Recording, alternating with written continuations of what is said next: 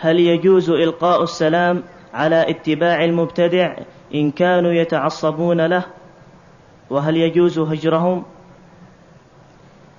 أول شيء يجب نحدد البدعة ما هي، لأن الناس كثير من المنتسبين لطلب العلم الآن كل من خالفهم بشيء قالوا أنت مبتدع، لأنهم ما يعرفون ما هي البدعة. لازم نحدد البدعة،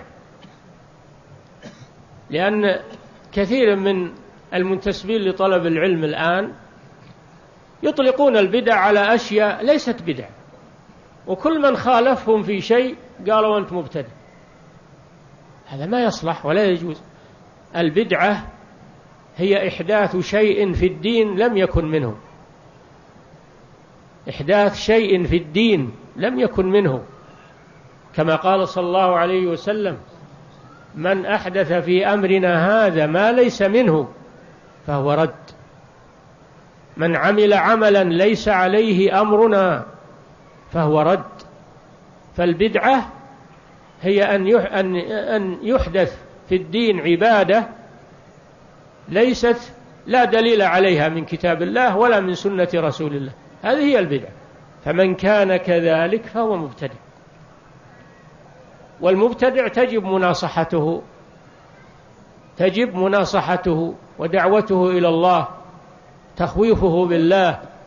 وإذا كان عليه التباس أو اشتباه يبين له الحق، إذا كان ما ظهر له شيء يبين له الحق وتقام عليه الأدلة، فإن أصر بعد ذلك فإنه يكون مبتدعا.